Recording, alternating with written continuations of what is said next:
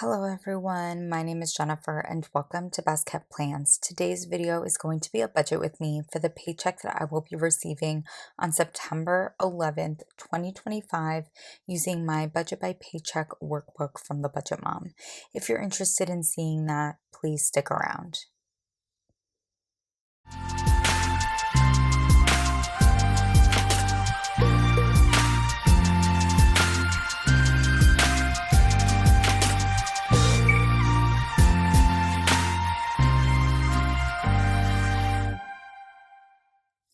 It has been a long time since I have filmed a budgeting video, but I promise you I have still been following along with my budget using the Budget by Paycheck workbook throughout this entire year.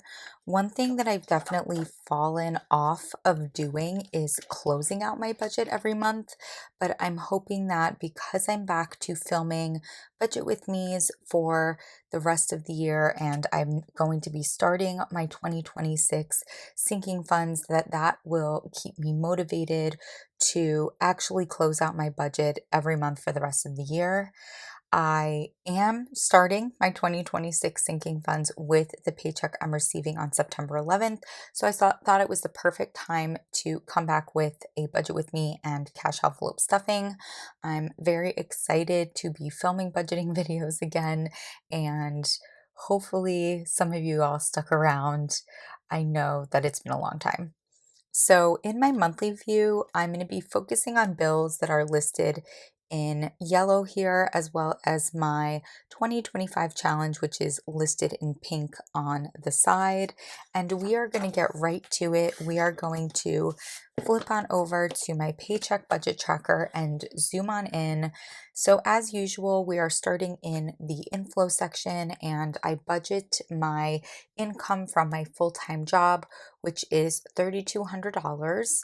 The next section that we're going to be going into is my fixed expenses or bills section. Only four of them with this paycheck. Kindle, which I'm budgeting at $20. Optimum, I'm budgeting at $200. Netflix, I'm budgeting at $20. And Verizon, I'm budgeting at $170. Now, all of those fixed expenses added together do equal $410. And if I subtract that from the $3,200 I was budgeting my income to be, I'm left with $2,790, which I'm bringing over to my variable expense section. Now, I always have the same variable expense categories and amounts. I have groceries, which I'm budgeting $250 for. Eating out, I'm budgeting $75. Gas, I'm budgeting $75, and miscellaneous, I'm budgeting $150. I've definitely been looking at this section in my budget a lot lately, and I definitely see myself making some pretty significant changes in 2026, but I'm going to keep it as is for the rest of the year unless I feel like something really drastically needs to change immediately. All of this added together does equal $550. And if I subtract that from the $2,790 we were left with after bills, we have $2,240 that we are bringing up to the savings goals or sinking funds section of the paycheck budget tracker. As I said earlier, we are going to be starting my 2026 sinking funds with this paycheck. I'm really excited to be starting them. I haven't had any sinking funds that have a monetary goal in quite a while, though I have continued to contribute to my rolling sinking funds. And I always feel like August or September is a really great time to start on the coming year's sinking funds. Getting a head start means that I have less I need to contribute per pay period towards these sinking funds to still meet my monetary goals. So we are starting with my RN and APRN licenses. I have to renew them every year during my birth month. I'm going to be saving $30 a pay period. General gifts is getting $45. Birthdays, which is just for my mom and my sister, is getting $25. Car insurance and taxes is getting $190. Medical is getting $40. Subscriptions, which for 2026 is going to be my annual payments to Prime, Disney Plus, and Audible. That'll be $20. Christmas is getting $30. Black Friday is getting 25. The reason why I have this as a separate category is that I do a lot of personal spending around Black Friday time. I don't buy a lot of clothing or shoes or honestly a lot of planet related things for myself throughout the year.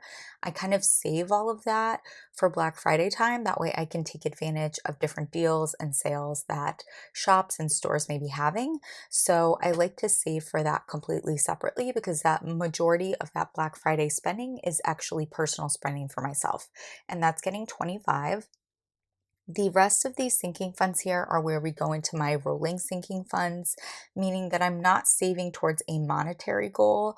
I'm just saving the amount that's listed every single pay period, no matter what.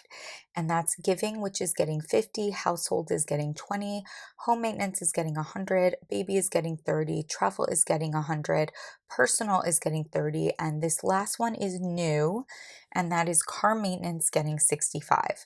Now, I did have a car maintenance fund previously when I purchased my new car in 2022. I saved until I hit $2,000 and then I stopped saving because I had a new vehicle and I knew I wasn't going to need to be spending a lot of money on my vehicle. But I have had to spend some cash on my vehicle recently, and I know that it needs new tires soon. So I've decided that I feel like now is the right time to start bumping up that car maintenance sinking fund again for whenever it is that I need it. So it's getting 65, and all of the sinking funds added together do equal $800. And if I subtract that from the 2240 we were left with after bills and variable expenses, we have $1,440 to bring down to the debt and savings section.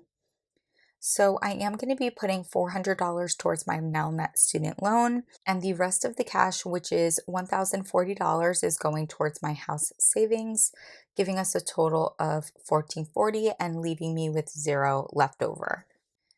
Now we are quickly going to flip the page to my cash envelope breakdown, and I am going to zoom out just a little bit on this.